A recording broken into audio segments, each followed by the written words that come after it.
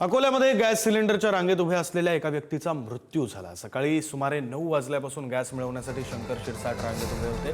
दुपारी 1:30 वाजण्याच्या सुमारास चक्कर येऊन त्यांचा मृत्यू झाला। शंकर शिरसाट वंचितचे माजी सरपंच होते आणि या प्रकरणी प्रकाश आंबेडकरांनी तीव्र संताप व्यक्त केला। गॅस सिलेंडरसाठी लोकांचे जीव जाण्याची वेळ येऊ नये यासाठी तात्काळ उपाययोजना करून पुढील काळात अशा घटना टाळण्यासाठी शासनाने दक्षता घ्यावी अशी मागणी प्रकाश आंबेडकर। वंचित बहुजन आघाडीचे माजी सरपंच शंकरराव शिरसाट हे सकाळी 9 वाजल्यापासून गॅस लाईनमध्ये उभे होते आणि त्याचमध्ये त्यांचं निधन झालं। गॅस तुटवडा होणार याची अगोदर कल्पना दिली होती। शासनाने नियोजन व्यवस्थित केलं असतं यांचा जीव वाचला असता।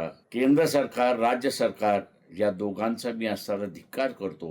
या दोनही टंचाईमध्ये उद्या अनेकांचे बळी झाले गेलेत आणि अनेकांचा जीव गेला तर याला मोदी सरकार हे जबाबदार राहील। हे टंचाई निर्माण झाली याला कारणही हेच सरकार आहे, तरी पण पाप लपवण्याचं काम सुरू आहे। इथे काही व्यवस्था करण्याची आवश्यकता आहे।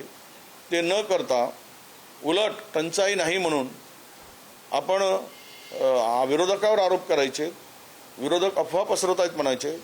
मग ही लाईन कोणी काय आम्ही लावली काय? काल जो बळी गेला तो आम्ही घेतला काय?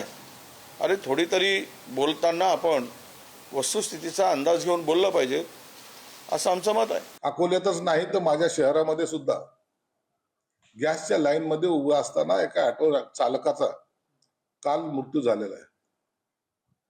माझ्याकडे आता तुम्ही पाहिलं असेल अनेक लोक आजारी आहेत ते, म्हणून ह्या ऑटो LPG गॅसचे जे आहेत करते धरते यांच्यावर कारवाई करायला सरकारने आता कडक पावलं उचलली पाहिजे।